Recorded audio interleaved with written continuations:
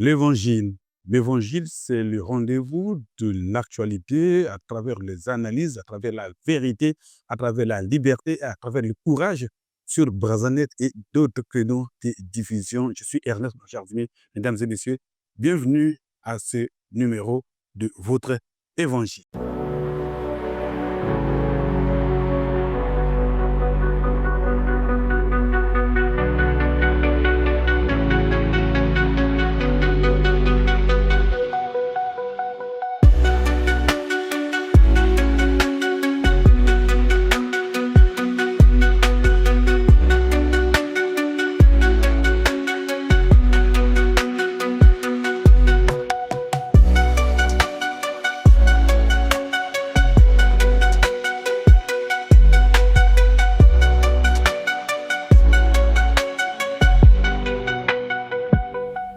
Pour ce numéro, nous allons nous consacrer à la décision de l'Union panafricaine pour la démocratie sociale, UPADS, de ne pas avoir de candidat à la présidentielle du 15 mars 2026. Une non-désignation du candidat à la présidentielle bien argumentée par le Conseil national de cette formation qui a été dirigé par son président Pascal Tchati Babela. Ici, on ne revient pas sur les raisons pour lesquelles l'UPADS ne présentera pas de candidat à la présidentielle. On va juste analyser et présenter les quelques options possibles, puisque l'UPADS dit qu'elle se réserve le droit de donner la consigne à ses électeurs au moment venu, c'est-à-dire la conduite à tenir par rapport au candidat, par rapport à l'élection présidentielle. Puis, dans cet angle, 3 ou 4 options se présentent. La première, c'est que l'UPADS étant le mastodonte, c'est-à-dire le plus grand parti de l'opposition, doit naturellement soutenir un candidat de l'opposition. Et les candidats de l'opposition, il y en a assez nombreux, Dabafoula, Bimbogongo Karnatol, Vivien Manangou, Destin Garret, et bien d'autres, j'en passe.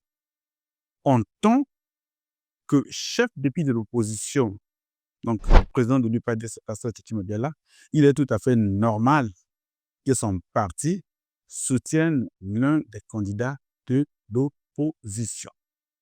Donc ça va être la première option, rien que pour la solidarité en termes de bord politique, rien que pour le sérieux et la démonstration qu'on est réellement à l'opposition, rien que par destin commun, parce que l'opposition partage une sorte de valeur et de destin par rapport à cette élection. Donc, oui, dans ce sens, c'est tout à fait normal que le PADS, et c'est même indiscutable, soutienne un candidat de l'opposition. La deuxième option, c'est celle qui pourrait pousser l'UPADS à soutenir le candidat du Parti congolais du travail, qui est Denis Sassou Nguesso, puisqu'il a été désigné par le congrès de ce parti, que c'est lui qui va défendre les couleurs du PCT à la course pour le palais du peuple. Sous cet angle, l'UPADS, c'est le seul argument, le premier argument qui se présente est celui des sociodémocrates. L'UPADS est un parti sociodémocrate, le PCT est un parti sociodémocrate, et vous avez suivi au dernier congrès de l'UPADS, son président avait dit qu'il s'était interrogé si ce n'était pas possible qu'il ait une alliance des partis sociodémocrates, un rassemblement des partis sociodémocrates au Congo, parce que c'était quand même inconcevable que les partis ayant la même idéologie puissent se canarder, puissent être les uns d'un côté et les autres de l'autre. Et à l'époque, on parlait de ce que l'élégance démocratique avait pris le dessus sur la course au pouvoir. Donc, sous cet angle, le PADS aura la possibilité de soutenir le candidat du Parti congolais du travail, bien que PCT étant à la majorité présidentielle et l'UPADS à l'opposition. Alors, ça sera donc ce qu'on appelle l'alliance des grands, puisque le PCT, c'est la locomotive de la majorité présidentielle et l'UPADS, c'est la locomotive de l'opposition institutionnelle. La deuxième ou troisième option qui s'offre dans ce même ordre, c'est que l'UPADS pourrait décider de renvoyer l'ascenseur au Parti congolais du travail. Vous savez, mesdames et messieurs, qu'en 1992, quand Bernard Kolela et Pascal Lissouba vont au deuxième tour de la présidentielle, Sassou étant le troisième, occupant le troisième rang, alors, candidat du PCT, avait demandé aux électeurs du PCT de choisir le professeur Pascal Lissouba, qui était présenté par l'Union panafricaine pour la démocratie sociale. Et avec l'appui de l'électorat du PCT, Pascal Lissouba fut élu président de la République en août 1992.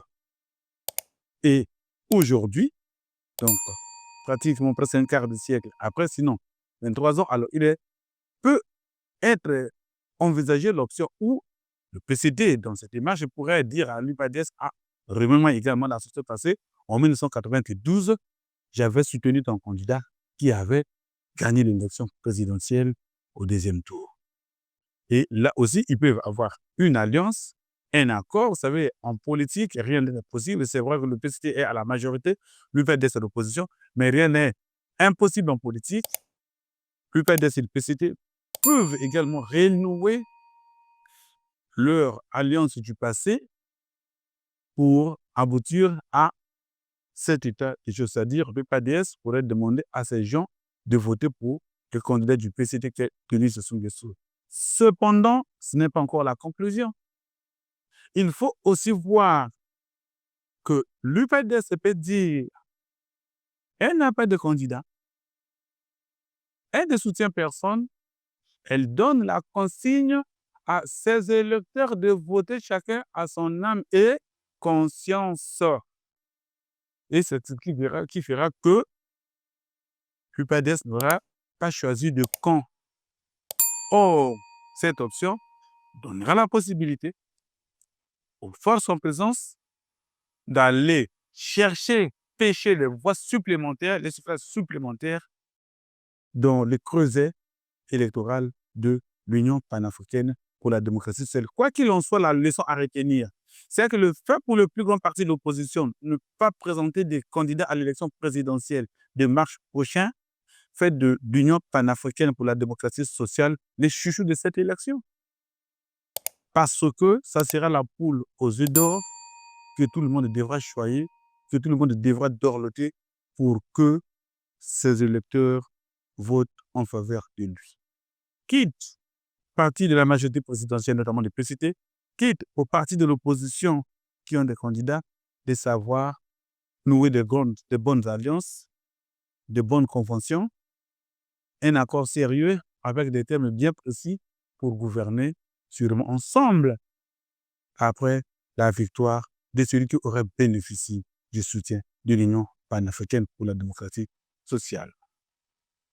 Rien n'est définitif, rien n'est décidé.